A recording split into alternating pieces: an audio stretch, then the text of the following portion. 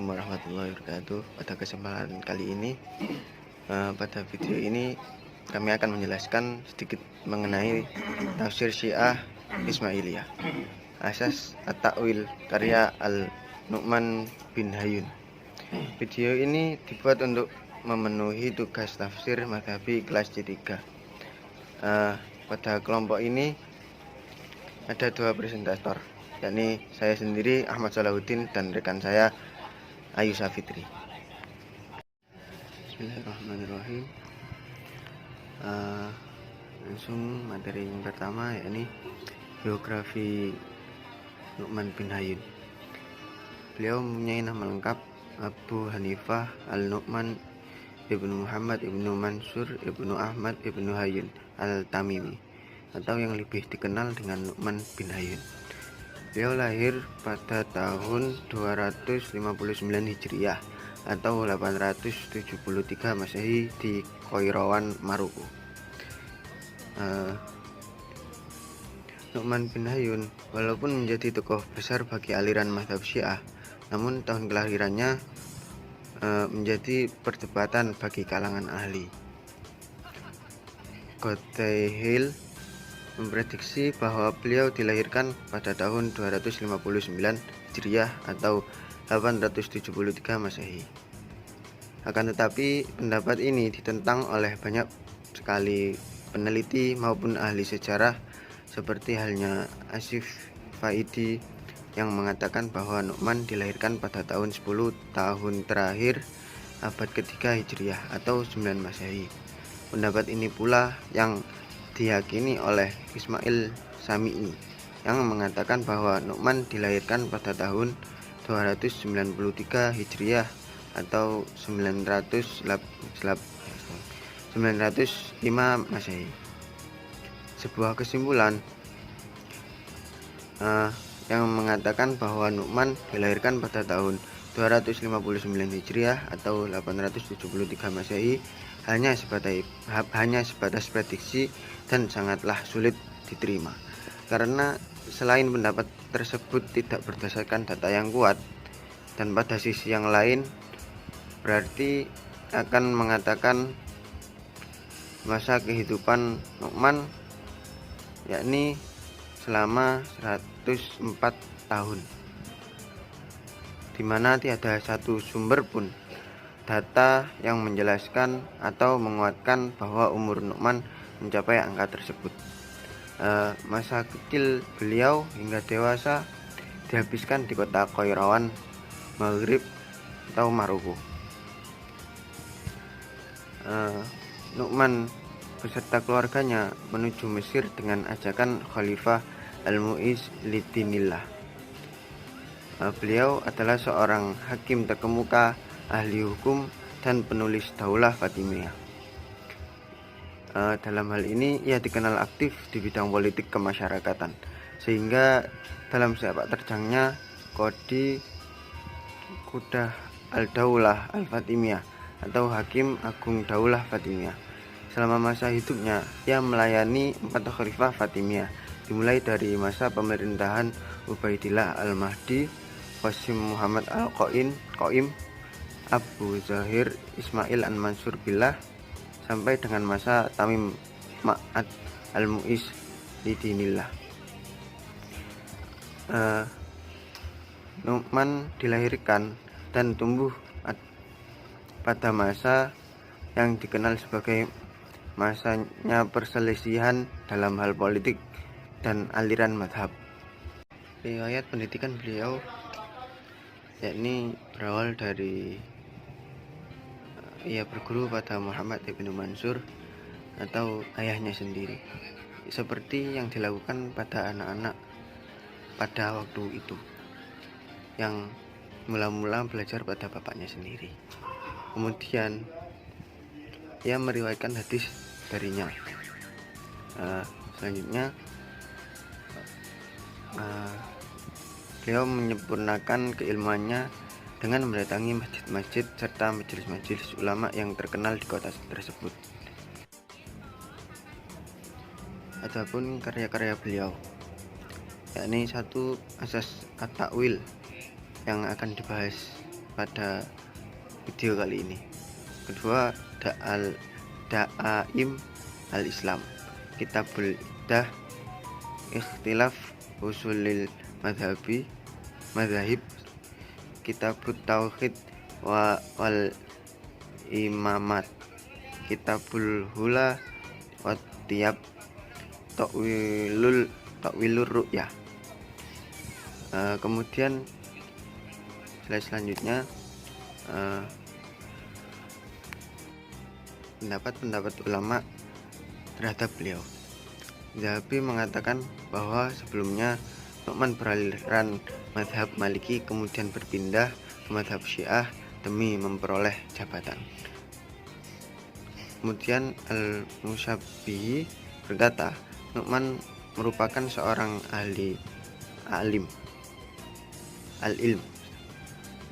seorang faqih, ahli dalam bidang fikih, dan seseorang yang mempunyai hati pemurah, berbudi luhur, dan yang tidak dimiliki oleh orang lain pada umumnya.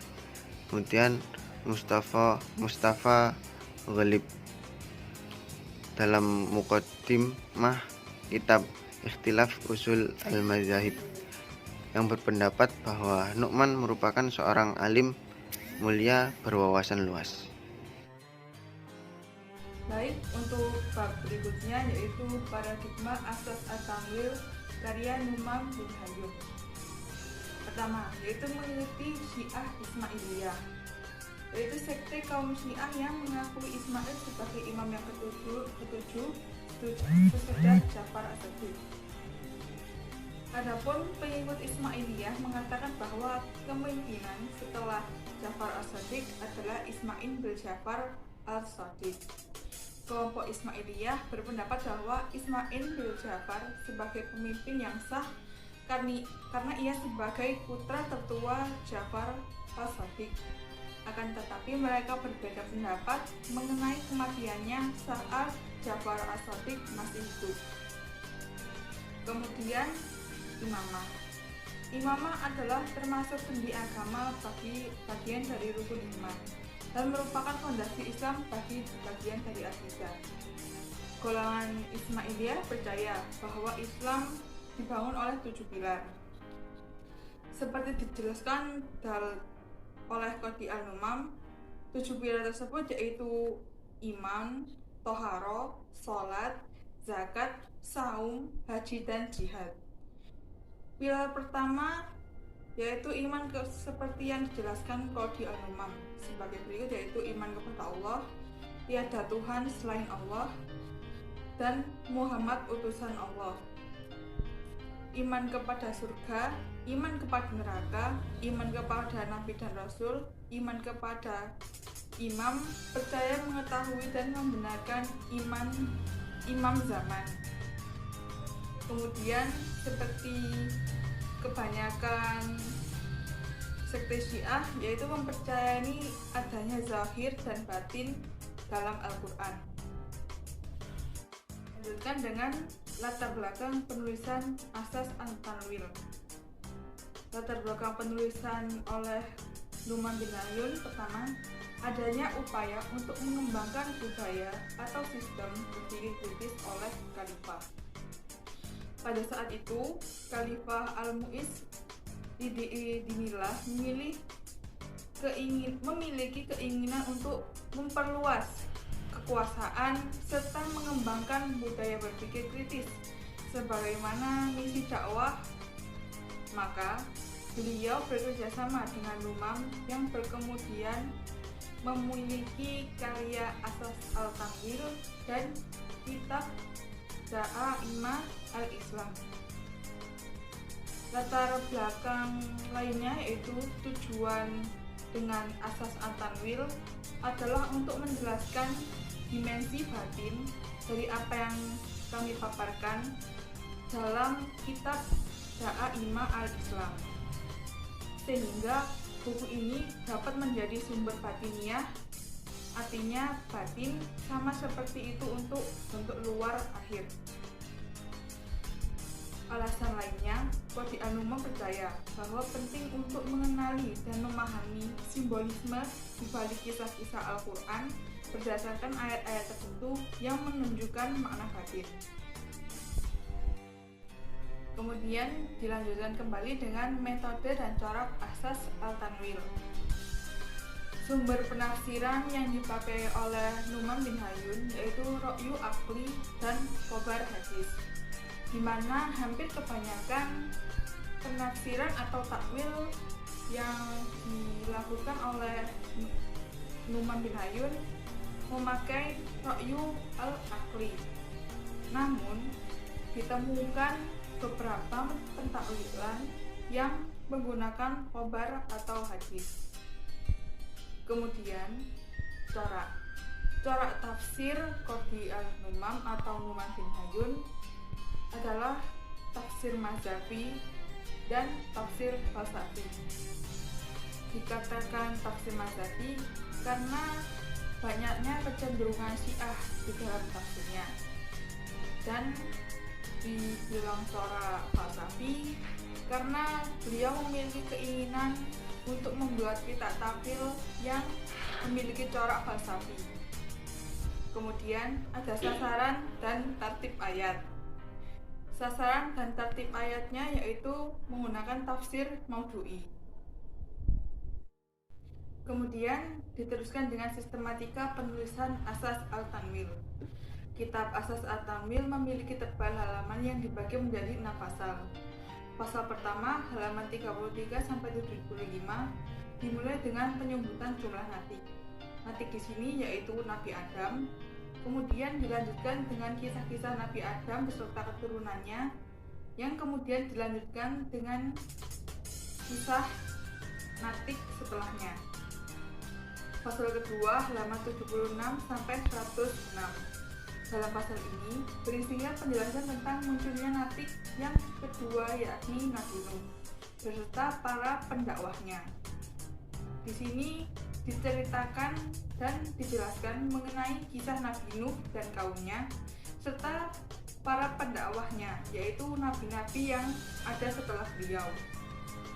Kemudian pasal ketiga halaman 107 sampai 178 memuat penjelasan ayat-ayat Al-Quran yang menjelaskan tentang munculnya nabi ketiga yaitu Nabi Ibrahim. Di sini menerangkan mengenai kisah Nabi Ibrahim dan juga nabi-nabi setelahnya.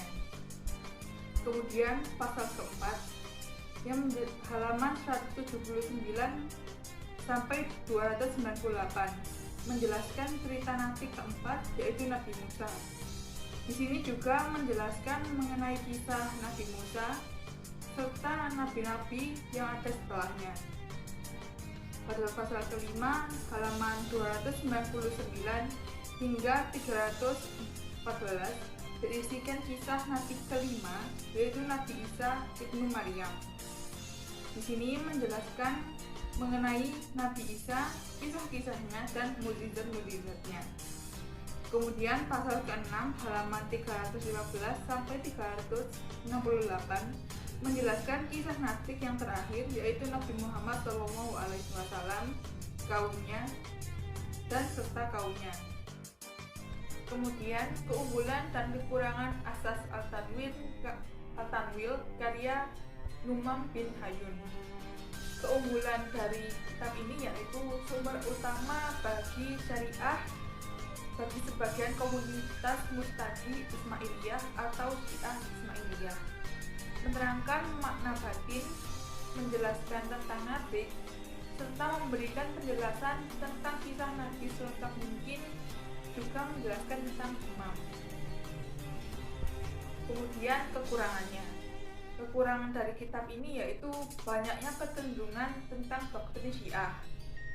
Di sini terlihat kecenderungan untuk fanatik terhadap mazhab oleh Nu'man bin Hayyun. Kekurangan lainnya adalah pentakwilan yang hanya didasarkan pada akal. Terakhir yaitu contoh asas at-tanwil karya An-Nu'man bin Hayyun.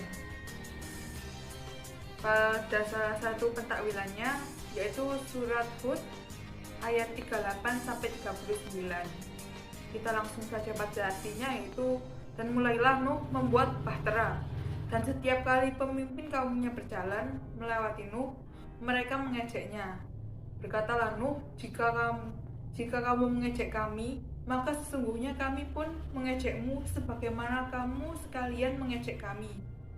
Kelak kamu akan mengetahui siapa yang akan ditimpa oleh azab yang menghinakannya dan yang akan ditimpa azab yang kekal.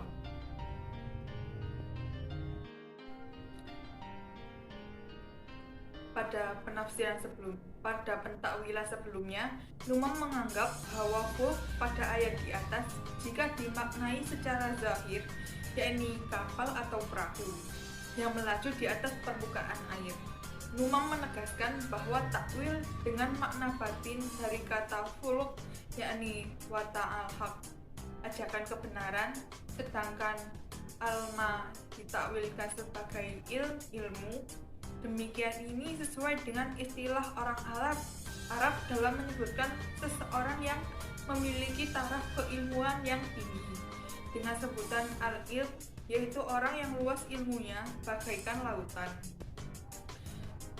Dengan demikian, fulk atau safinah dapat dipahami sebagai sesuatu yang dapat menyelamatkan umat manusia dari azab Allah Subhanahu wa Ta'ala. Fulk atau safinah menjadikan perumpamaan dari agama dan syariat, petunjuk Allah yang harus kita ejawatakan dalam mengarungi kehidupan di dunia ini, yang harus dijadikan sebagai sarana yang akan mengantar kita menuju keselamatan dan kebahagiaan di akhirat nanti.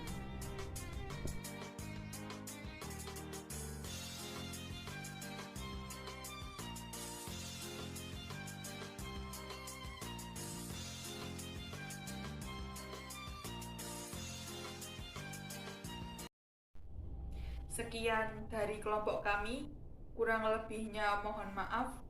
Wassalamualaikum warahmatullahi wabarakatuh.